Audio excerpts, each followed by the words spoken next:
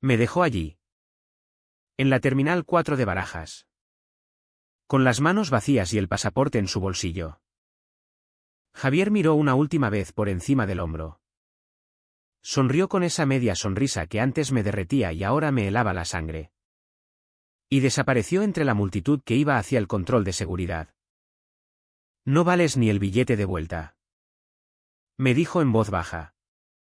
Como quien comenta el tiempo. Antes de girarse. Esa frase se me clavó en el pecho como una navaja oxidada, no valgo nada. Ni siquiera el precio de un vuelo low cost. Me quedé de pie. Inmóvil. Mientras los altavoces anunciaban embarques y la gente pasaba rozándome con maletas de ruedas que sonaban como latigazos. No tenía móvil. No tenía cartera. No tenía ni una moneda para una botella de agua. Solo la ropa puesta y el peso muerto de 15 años juntos. 15 años en los que yo había pagado la hipoteca. Había callado sus infidelidades pequeñas. Había fingido que no veía los mensajes a medianoche. ¿Y ahora? En un segundo. Él había decidido que yo sobraba. Pensé en gritar. En correr tras él. En montar el escándalo del siglo. ¿Pero para qué? Los guardias civiles me mirarían como a una loca. Javier negaría todo con esa cara de niño bueno que también le funciona. Y yo acabaría detenida por altercado o algo peor. En España, el ridículo público pesa más que la justicia. Así que me senté en un banco frío. Respiré hondo y empecé a calcular. No lloré. El llanto vendría después. En privado. Ahora solo sentía una calma extraña. Como cuando te diagnostican algo grave y el médico habla despacio, el cuerpo se prepara para la guerra. Pasaron horas. Observé a la gente, familias enteras. Ejecutivos con auriculares. Turistas con mochilas. Nadie se fijaba en una mujer de 40 y tantos sentada sola. En este país somos expertos en mirar hacia otro lado. Un hombre mayor. Con bastón y boina. Se sentó a mi lado. Me miró un rato. Luego preguntó si estaba bien. Le conté una versión light, discusión de pareja. Me había quedado sin documentación. Él asintió. Sacó el móvil y llamó a su hija para que viniera a buscarlo. Antes de irse. Me dio 20 euros para un café y un taxi hasta el centro. No le di las gracias con efusión, solo un gracias seco. Ya empezaba a aprender, la piedad ajena no salva. Solo aplaza. Llegué a Madrid al atardecer. El piso estaba vacío. Como esperaba. Javier se había llevado su ordenador. Sus trajes. Los ahorros conjuntos que yo misma había ingresado mes a mes. En la nevera. Una nota, lo siento. Pero esto era insostenible. Cuídate. Ni una disculpa real. Ni una explicación. Solo esa frase hueca que usan los cobardes para lavarse las manos. Me senté en la cocina. Abrí una botella de vino que quedaba y bebí directamente del cuello. Pensé en denunciarlo por abandono. Por apropiación indebida. ¿Pero pruebas? ¿Todo estaba a nombre de los dos o solo a nombre mío? Él era listo, había planeado cada paso. Los días siguientes fueron un infierno burocrático. Renové el DNI en comisaría. Mentí diciendo que lo había perdido. Solicité duplicado de tarjetas. Declaré robo para justificar la falta de dinero. Dormí poco. Comí menos. Mis amigos preguntaban. Yo respondía con medias verdades, hemos roto. Él se ha ido a trabajar fuera. Nadie insistía. En España, las rupturas se respetan como duelos, mejor no hurgar. Pero dentro de mí algo se estaba rompiendo de verdad. Cada noche repasaba los detalles, cómo había empezado a llegar tarde. Cómo había cambiado las contraseñas del banco. Como me miraba con hastío los últimos meses. Yo lo sabía. En el fondo lo sabía. Pero había callado porque creía que el silencio mantenía la paz. Error. El silencio solo alimenta al depredador. Una mañana. Al abrir el correo. Vi un email del banco, transferencia importante a una cuenta nueva. Javier había movido el resto antes de bloquearme. Calculé, unos 40.000 euros. Suficiente para empezar de cero en otra ciudad. ¿Con otra mujer? Probablemente. Sentí náuseas. No por el dinero, sino por la frialdad del gesto. Me había borrado como quien borra un contacto del móvil. Decidí que no iba a desaparecer tan fácilmente. No todavía. Empecé a observar sus redes desde cuentas falsas. Vi fotos nuevas, él en Barcelona. Sonriente. Con una chica más joven en un bar de Gracia. Publicaba frases sobre nuevos comienzos y dejar atrás lo tóxico. Lo tóxico era yo. Claro. Leí los comentarios, amigos comunes dándole like. Felicitándolo por la valentía. Nadie preguntaba por mí. Nadie. Ahí empezó el cambio. No fue un estallido de rabia. Fue algo más lento y peligroso, la certeza de que si no hacía nada, él ganaría para siempre. Y yo no podía permitirlo. No por orgullo barato, sino porque si él salía impune, significaba que todo lo que yo había construido no valía nada. Que yo no valía nada. Empecé a planificar. Paso a paso. Sin prisa. Los primeros meses fueron de pura supervivencia. Trabajaba turno partido en una cafetería del centro. Sonreía a clientes que apenas me miraban. Y por las noches buscaba rastros de Javier en internet. No era obsesión enfermiza, era método. Necesitaba entender cómo pensaba para anticiparme. Descubrí que se había instalado en Barcelona con Laura, una compañera de su nueva empresa. Ella tenía 30 y pocos. Divorciada. Con un niño pequeño. Publicaban fotos discretas, paseos por el Park Güell. Cenas en casa. Él parecía feliz. Relajado. Yo. En cambio, contaba monedas para el alquiler de un estudio en Lavapiés donde las paredes olían a humedad y los vecinos gritaban hasta las 3. A veces dudaba. Me preguntaba si valía la pena remover todo aquello. Podía rehacer mi vida. Conocer a alguien nuevo. Olvidar. Pero cada vez que veía una foto suya sonriendo, sentía un nudo en el estómago. No era celos por Laura, era la injusticia. Él había destruido lo nuestro y ahora disfrutaba de una versión mejorada, mientras yo pagaba las consecuencias sola. Una noche, después de un turno agotador, me senté con una cerveza y abrí el portátil. Busqué el perfil de Laura. Era abierta. Confiada. Publicaba sobre su hijo. Sobre su trabajo en marketing. Sobre la suerte de encontrar a alguien que te entiende de verdad. Leí sus posts antiguos, quejas sobre su exmarido. Miedo a la soledad. Ilusión por esta nueva relación. Javier había entrado en su vida como un salvador. Pensé en escribirle anónimamente. Contarle todo. Pero no. Sería demasiado burdo. Demasiado fácil de desmentir. Javier la convencería de que yo era una loca amargada. Necesitaba algo más sutil. Algo que se colara despacio en sus dudas. Empecé a seguir sus movimientos. Sabía dónde trabajaba él, una consultora fintech en el 22 @. Sabía el colegio del niño de Laura. Sabía incluso el gimnasio donde iban juntos los fines de semana. No los espiaba en persona todavía, solo recopilaba información pública. Era como armar un puzzle donde cada pieza me devolvía un poco de control.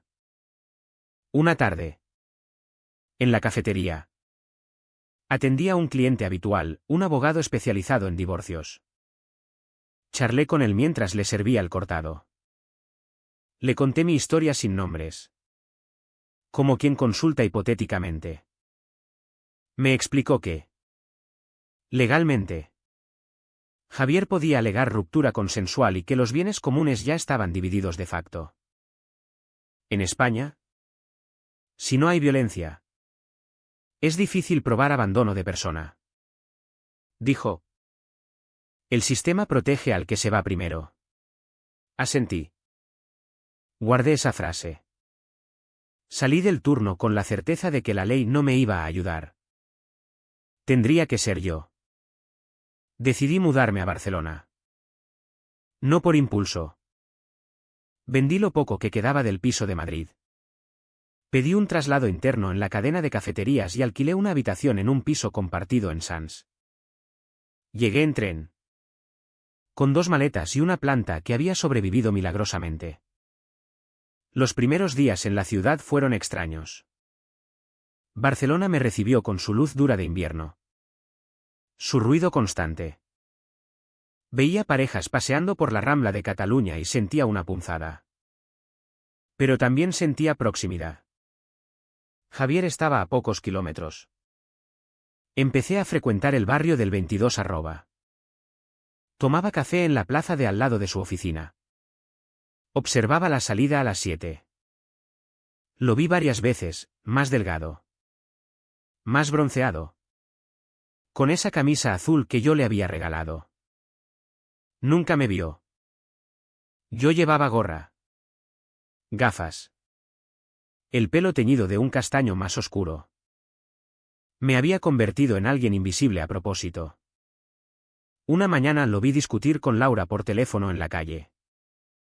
Ella gritaba algo sobre horarios. Sobre el niño.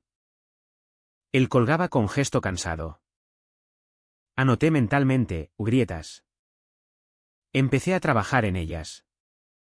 Creé un perfil falso en LinkedIn, una reclutadora headhunter con foto robada de una mujer escandinava.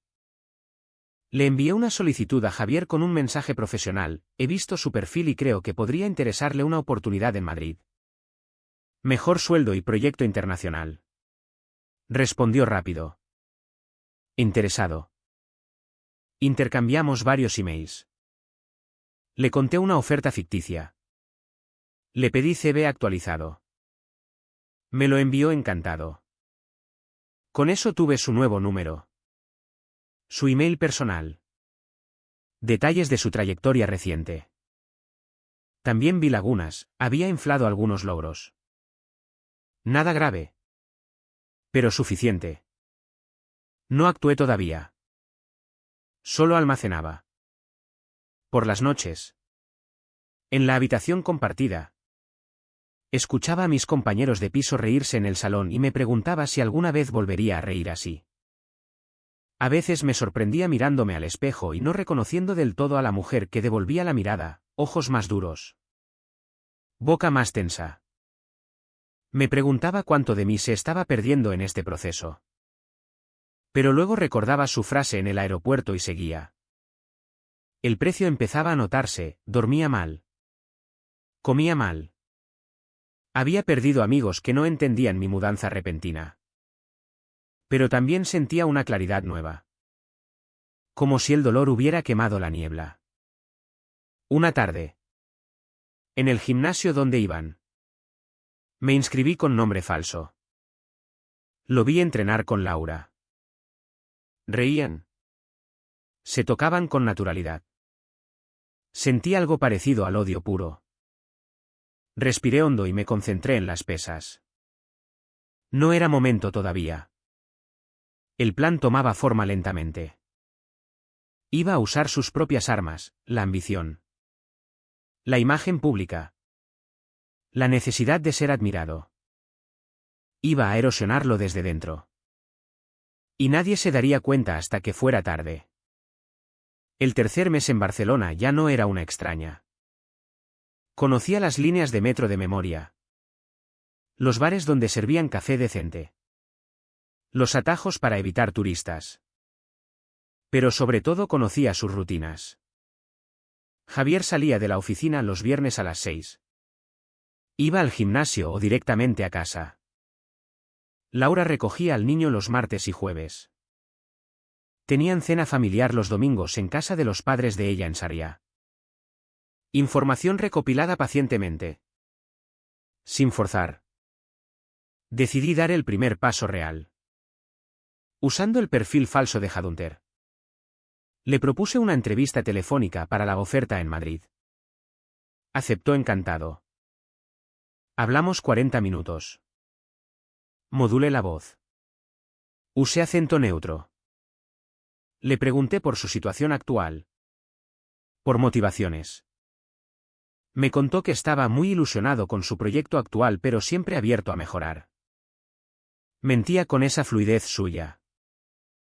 También mencionó, casi de pasada, que tenía compromisos familiares pero que todo era negociable. Grabé la conversación. Después le envié un email retractándome, lamentablemente la posición se ha cubierto internamente. Él respondió decepcionado pero educado. Perfecto. Había plantado la semilla de la insatisfacción. Al mismo tiempo, creé otro perfil, una cuenta de Instagram anónima de amiga de ex con fotos neutras. Empecé a seguir a Laura. Le di like a posts antiguos. Comentarios inocuos sobre recetas o decoración. Ella me aceptó rápido, era de esas que aceptan a todo el mundo. Una noche le escribí por privado, perdona la intromisión. Pero creo que nos conocemos de algo. ¿Has vivido en Madrid? Ella respondió curiosa. Mantuve la conversación ligera. Mencioné barrios. Baes. Al final solté, conocí a un Javier allá. Alto. Moreno es el mismo. Ella confirmó. Emocionada por la casualidad. Le conté una versión edulcorada, salimos un tiempo. Acabó mal. Me dejó colgada con deudas. No exageré. Solo hechos. Ella defendió, el mío es genial. No creo que sea el mismo tipo. Le envié una foto antigua mía con él. Borrosa pero reconocible. Silencio durante 2 días. Luego me bloqueó. Pero la duda ya estaba sembrada. Vi los efectos pronto. Javier empezó a publicar menos fotos juntos. Laura parecía más tensa en las stories. Una tarde los vi discutir en la calle cerca del colegio. Él gesticulaba. Ella lloraba. Me quedé a distancia prudente. Corazón latiendo fuerte. Esa noche no dormí. Me sentía poderosa y sucia al mismo tiempo. ¿Era esto justicia o solo crueldad? Me respondí que él había empezado. Que yo solo equilibraba la balanza. Pero la duda crecía. Mis compañeros de piso notaban mi ausencia. Mi silencio. Una chica. Marta. Me preguntó directamente si estaba bien. Le mentí. Cada mentira me alejaba más de la persona que había sido. Decidí escalar. Conseguí el email corporativo de Laura a través de la web de su empresa. Le envié un anónimo desde una cuenta temporal, capturas de los emails entre Javier y la Headhunter. Donde él se mostraba dispuesto a mudarse solo a Madrid. El asunto, pregúntale por sus planes reales. No firmé. No hacía falta. 2 días después. Explosión. Los vi gritar en el parque donde llevaban al niño. Laura llorando fuerte. Javier intentando calmarla. El niño miraba asustado. Me alejé rápido. Pero el daño estaba hecho. Esa noche Javier publicó una story, a veces la gente del pasado intenta envenenar el presente. Pero el amor verdadero resiste. Likes masivos de sus amigos. Nadie preguntaba detalles. Sentí rabia fría. Él convertía mi dolor en su victimismo. Decidí ir más lejos. Investigué su empresa. Descubrí que estaban en ronda de inversión. Javier era responsable de un proyecto clave. Usando datos de su CV inflado, preparé un dossier anónimo, inconsistencias en fechas.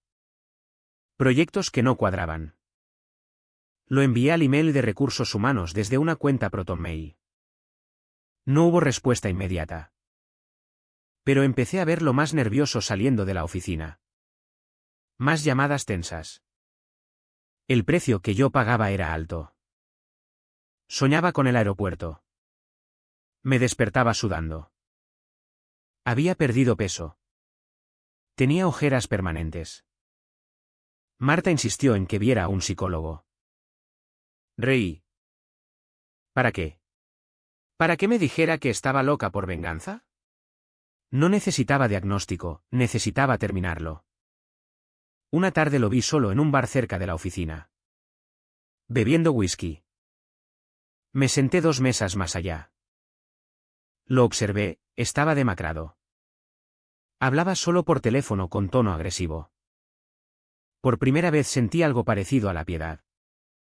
Pero la aplasté rápido. Faltaba el golpe definitivo. Y lo estaba preparando. El 4.º mes fue el más peligroso. Ya no había vuelta atrás. Y lo sabía. Recursos Humanos de su empresa respondió al dossier anónimo con una investigación interna discreta.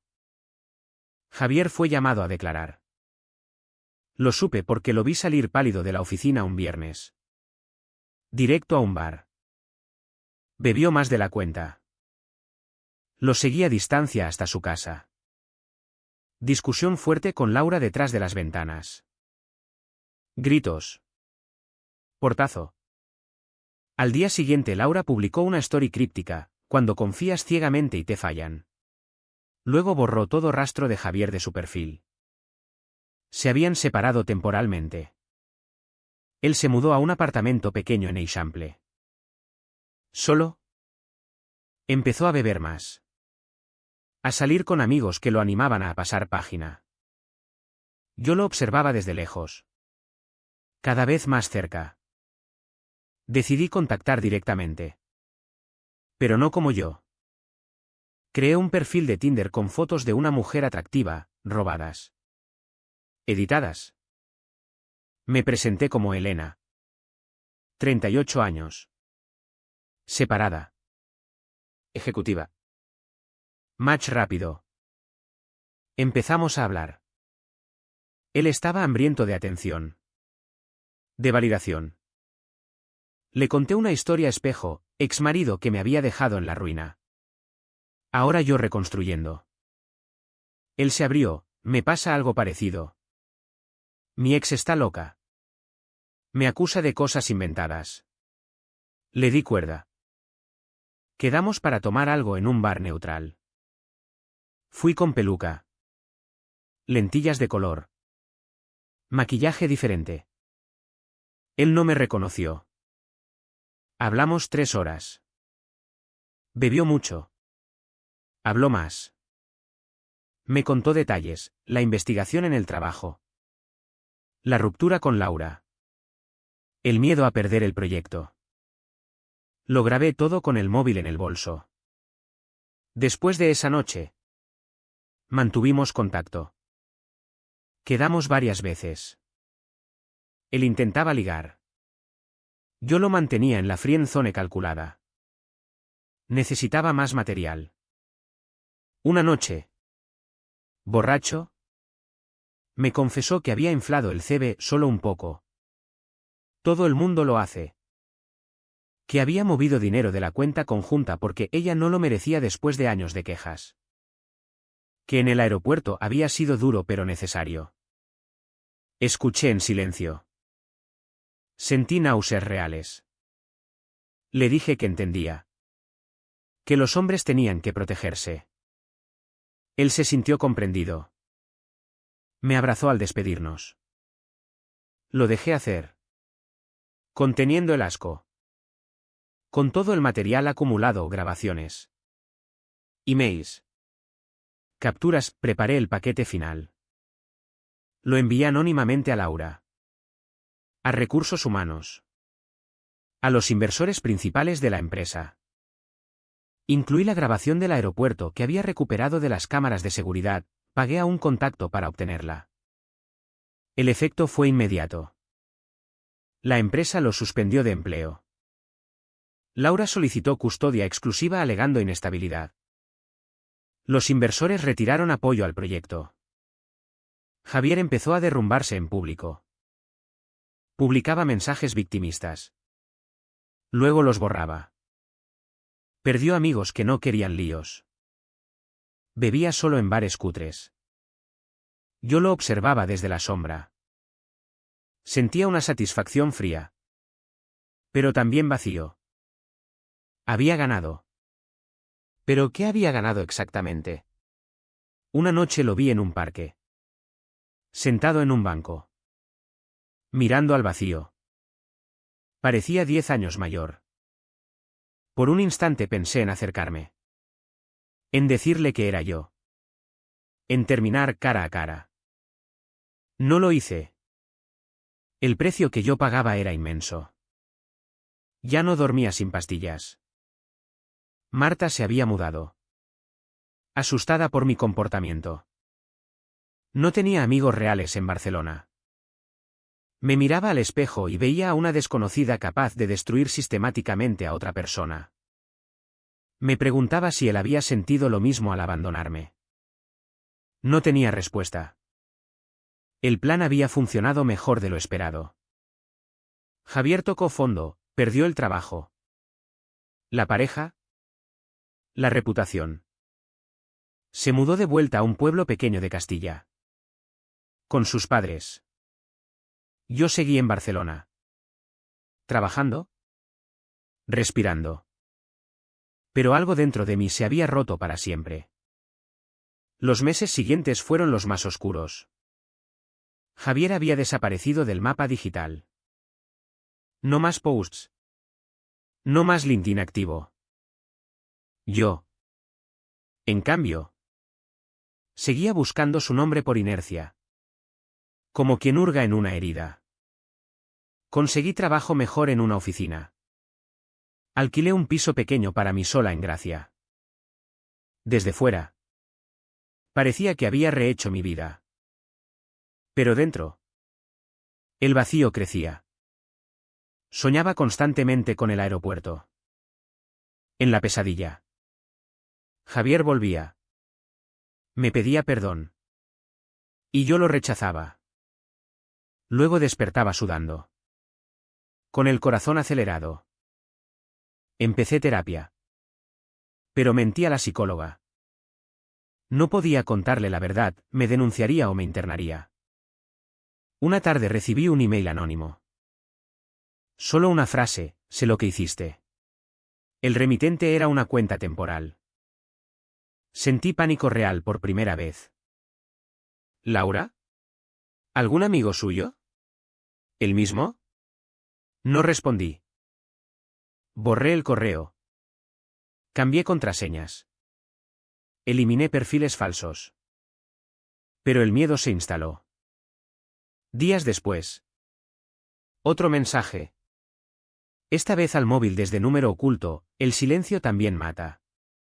Era su frase del aeropuerto. Pero invertida. Lo supe inmediatamente, era Javier. No contesté. Bloqueé. Pero él conocía mi número nuevo. Alguien se lo había dado. O lo había averiguado. Empezaron las llamadas mudas. Los mensajes a horas intempestivas. ¿Te sientes mejor ahora? ¿Valió la pena? No denuncié. ¿Qué iba a decir? ¿Que había destruido su vida y ahora él me acosaba? No tenía pruebas limpias de mi parte. El miedo se mezcló con una extraña satisfacción. Él también sufría insomnio ahora. Una noche. Después de una llamada especialmente larga donde solo se oía su respiración. Colgué temblando. Me serví un whisky y pensé en todo el camino recorrido. Había empezado para equilibrar la balanza. Pero la balanza se había roto. Me pregunté si él sentía lo mismo, que ya no era la misma persona. Decidí enfrentarlo. Le escribí desde un número nuevo, hablemos. Una vez. Parque de la Ciutadella. Banco junto al lago. Mañana a las 6. Respondió rápido, allí estaré. Fui preparada. Grabadora en el bolso. Spray pimienta. Ruta de escape planeada. Llegué temprano. Él apareció puntual. Demacrado. Con barba descuidada. Me miró fijamente. «Eres tú», dijo simplemente. Asentí. Nos sentamos en silencio un rato. El lago reflejaba la luz del atardecer. «¿Por qué?», preguntó al fin. Le conté todo. Sin gritar. Con voz calmada. El aeropuerto. El dinero. La humillación. Cómo su frase me había roto. Él escuchó. Luego habló. Yo también estoy roto. Perdí todo. Laura no me deja ver al niño. Mis padres no entienden. Bebo demasiado. Silencio. ¿Te arrepientes?, preguntó. Dudé. No lo sé. Mentira. Sí me arrepentía. Pero no de hacerlo. Sino de lo que me había convertido. Él sacó un sobre del bolsillo. Esto es lo que queda de los ahorros. 15.000. No es todo. Pero es lo que tengo. Lo miré. No lo cogí. No quiero tu dinero. ¿Entonces qué quieres? Nada. ¿Todo? No lo sabía. Nos levantamos. Nos miramos un último segundo. Adiós, dijo él. ¿Se fue? Yo me quedé sentada hasta que oscureció. Después de aquel encuentro no volví a saber de Javier. Los mensajes cesaron.